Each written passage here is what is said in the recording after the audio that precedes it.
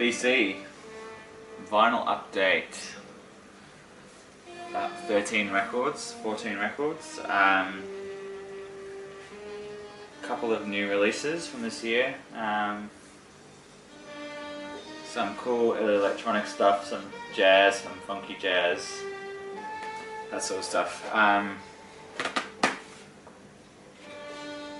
Lines and Dots. Just checking out what's called that. Only joking. Anders Allen Unit. Obviously, everyone has seen this one by now. This is really good. This is Anders' record.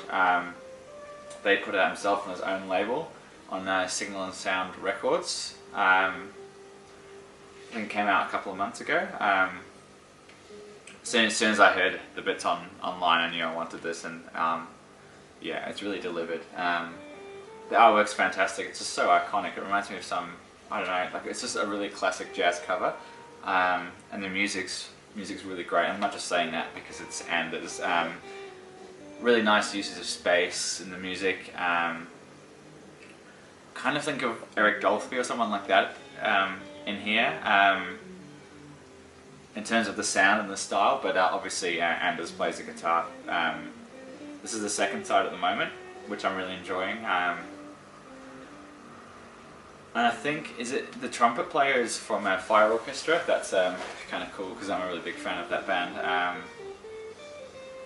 Yeah, anyway, and Anders was telling me it was produced by the guy who produced the Cherry Thing record, which I showed in my Kindred Spirits video. So that's kind of all tied into this actually, weirdly enough. Anyway, yeah, really cool, really cool. Anders Allen Unit, 2014, Lines and Dots, great stuff. You should, yes, support Anders and get this record. I highly recommend it. Bryan Adams, probably contender for the worst album cover of all time. No, not of all time, but of the year. I understand what he's doing. He's clearly taking the piss. I mean, this is obviously the Bryan Adams font is taken off here. A lot of the songs are a throwback to that 80s sort of Bryan Adams sound. Like, you hear guitar sounds that came off that like Run to You and stuff like that, and even bits of Tom Petty. I'm a big Bryan Adams fan, and I actually really like this record. I don't know what to say. Yeah, there's lots of really murky guitar tones going on. It sort of sounds like a homage to the 80s. 80s, not like classic rock. I don't know how to describe it. It is kind of similar to Bryan Adams, and it's obviously done on purpose. Kim is my favourite track. Shadows. I think My Wrecking Ball, the last track on the first side, is one of my favourite Bryan Adams songs in a long, long time.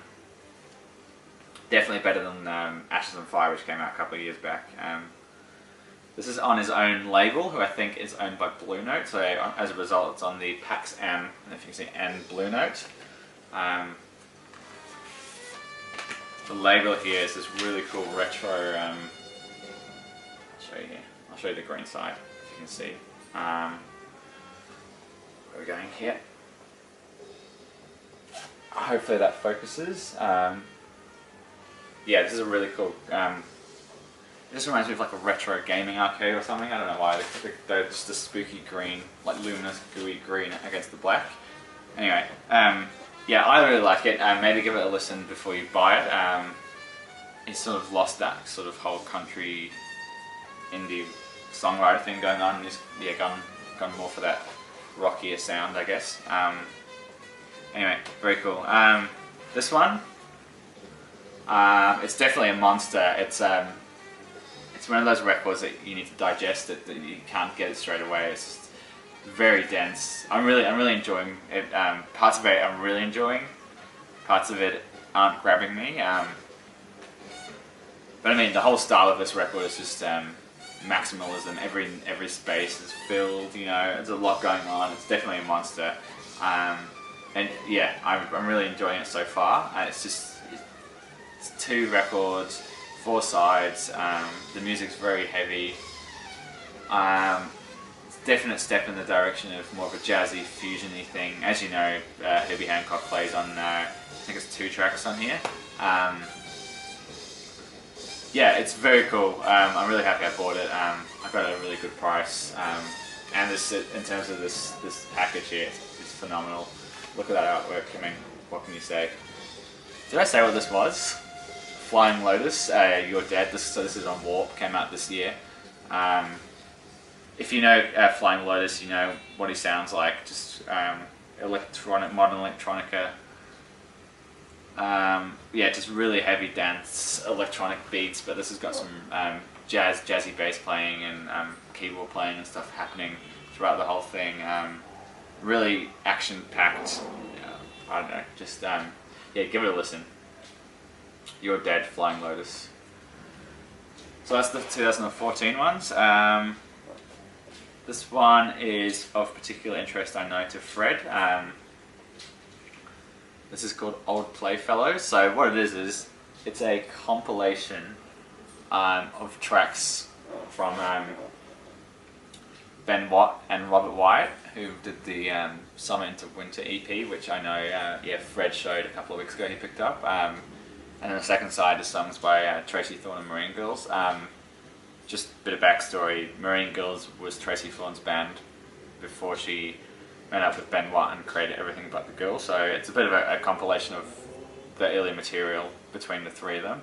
So the first side is the Ben Watt and Robert Wyatt EP, and the second side is a couple of unreleased tracks from Tracy Thorn, Marine Girls, and Ben himself. So it's a Japanese press. I think it was only released in Japan. I can't find any info online. I just managed to pick this up on an auction. Basically no one bidded on it, so I got it for a couple of dollars, so I'm really happy with that. Yeah, it's on the White Trio label. Sounds killer. I'm not sure if it's an authorized release or what, but yeah, I'm really happy with it. To hear some Ben Watt tracks that are possibly unreleased is very cool. So this came out in 1982. It does have the Cherry Red logo here, so I'm not sure, but I can't figure out what the deal is. It's got the sample in the corner. Who knows? The cover's got a couple of weird marks on it, but the record is in perfect shape. So yeah, there we go. Very cool. Alright, Funky. Harold Alexander, Raw Root. Got this at Licorice Pie Records a couple of weeks ago. Awesome, funky jazz. What's his album called? He's got the other album with the red cover on Flying Dutchman. That's the one I would like to get, and I think this is the other one I really enjoy. It's just so funky jazz. Great cover too. Look at that, Raw Root. So yeah, I think he had 2 albums on Flying Dutchman, this record, and then he disappeared. Apparently he just disappeared off the scene completely, and that's the only thing he did, and he's yeah, he's got such a lot of talent. So he's the he plays flute on this record. I think there's a couple of names here that we would recognise. Lenny White is familiar as a name. Oh, Junior Hansen on guitar. That's the only 2 I possibly recognise anyway. Yeah, if you see this, grab it. Raw Root, very cool stuff. I was in the record store and it's very summery outside, and I felt like listening to something Brazilian. I picked up this just based on the cover. Rio, really cool. It's like a compilation of Brazilian music, really nice rhythms. This is actually a picked this up really cheap. A Brazilian pressing too. I don't know what label that is. But yeah, I was taken by the album cover and I put it on. I think it goes through a couple of different styles of Brazilian music.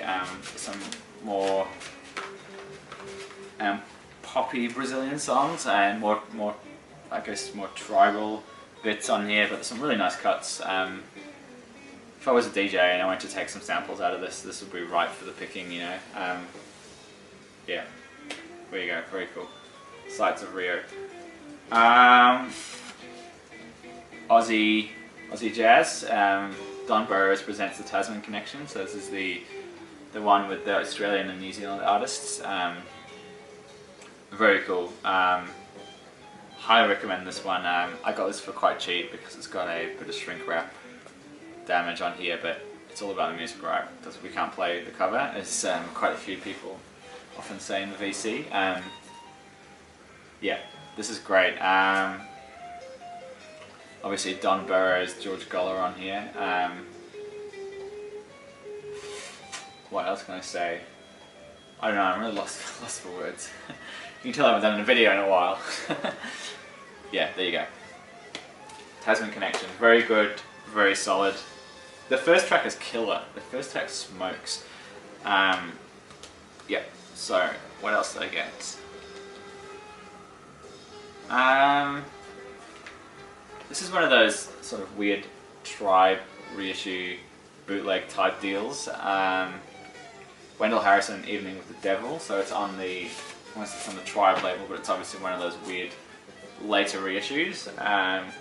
You know, it's obviously not an original because it's almost in mint shape. It's got a laminate cover and a paper inner, so like a clean paper inner. So I knew it was when I bought it. It's not like I'm disappointed or anything like that. Really cool, really powerful. Some of the spoken word through here is almost religious at times. And the music is borders between soul jazz and free jazz.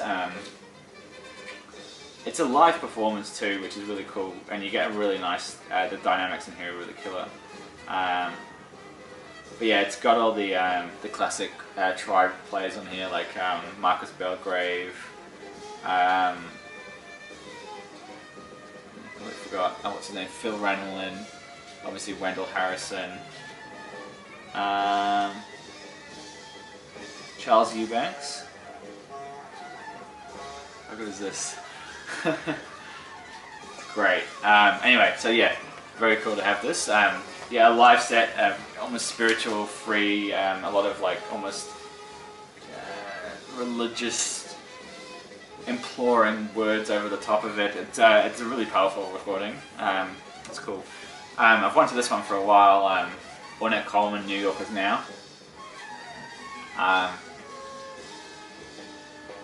So you might remember last time I said I went into a record store and I came up with the Don Cherry and John Coltrane original and the free jazz original pressing for really cheap. I went back the next day on the urging of a few members on the Facebook page, and I found this, which is, I've actually wanted this for a long time. At work, my desk, I've got a print of this cover up. I just really like it. I love the type and the treatment on here. This is obviously one of the later the later Blue Notes. Has a weird gatefold here. It opens up, the record comes out in the middle here. The music is interesting. I wouldn't say it's an essential Ornette Coleman release. It's by no means a bad record. It's a really solid record. There's some really great moments. It's not a shape of jazz to come free jazz. It's not a landmark Ornette Coleman record. I think he plays violin in here, which is kind of interesting to hear. Yeah, I don't know. Anyway, it's a good record. It's not amazing, but New Yorkers Now, Ornette Coleman, Blue Note. I think this was quite late. I think this was like maybe late 60s, something like that. Let's have a look, shall we?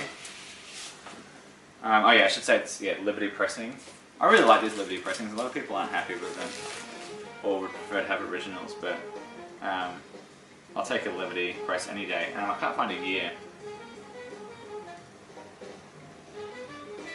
Anyway, it does not matter because we have Discogs to find that sort of stuff out. What? Jesus Christ. Last few. 4 sort of electronic-y things. I'll try my best to describe these ones. This one, I think Fred brought to the VC. and I think you pronounce it Hydravion. French, electronic, weird. I don't know what it is. It's there's some. I think there's a really cool track on side 2, which is really funky.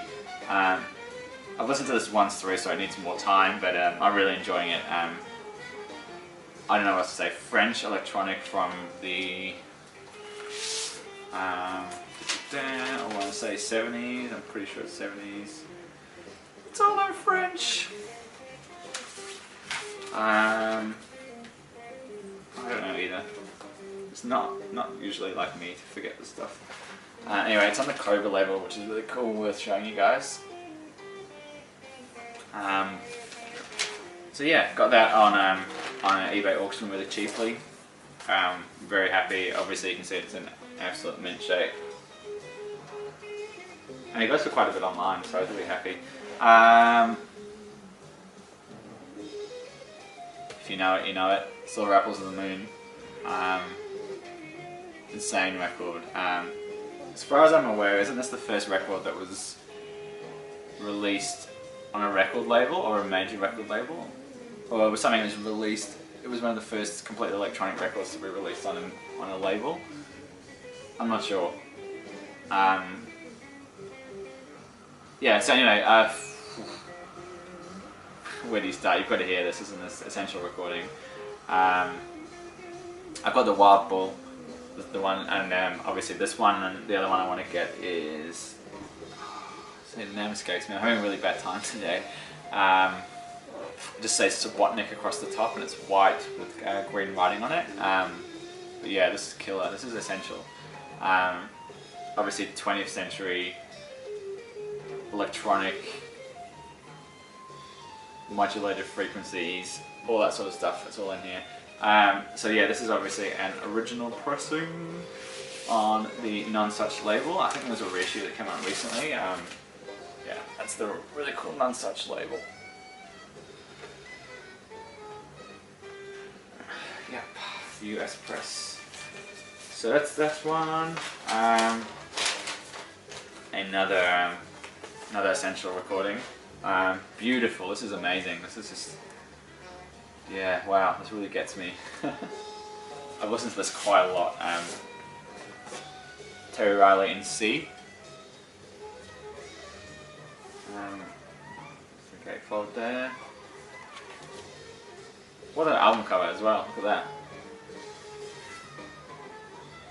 Next on my list is a Rainbow and Curved Air. That's the other one that I would like to get. Yeah, this is on Columbia Masterworks, which I believe is also an original pressing. So yeah, there you go. In C. This next one I picked up solely on the album cover. And it is actually really cool. Panorama Electronic. So it's a French, I think it's a French electronic. It's like a compilation of early electronic music by mainly French artists. It's very good. It's very quiet. It's a quiet record. You have to turn it up, but it's really delicate electronic, early electronic. Lots of textures. It's very texture oriented. Lots of squelches and scritches and stuff like that.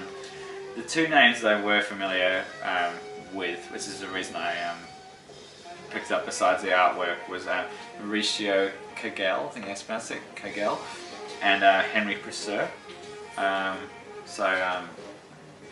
Presser and Kagel, those are two that I've read about online, so yeah, anyway, I don't know, so I think this is what you would call music concrete, I think. Who knows if I know what I'm talking about. But yeah, really nice, minimal, texture, early electronic stuff. In terms of dipping my toe into this sort of music, that's probably one of the ways to go. There's a whole series, I think there's about 3 more of these, volume 1, 2 and 3, so who knows, maybe I'll look into getting the other 2. And that brings us to the end. Sorry it's been so long. I think I mentioned before that I've been really busy. I have been watching everyone's videos and trying to comment where I can. I'm catching up with Fred and Anthony tomorrow. We're going to go over to Anthony's house and have a record session, which would be really cool. Quite looking forward to that. Nothing else to update really. And that's about all. Again, thanks for watching and subscribing. Keep making videos, I really enjoy them. They keep me going, keep me inspired. So yeah, thank you very much.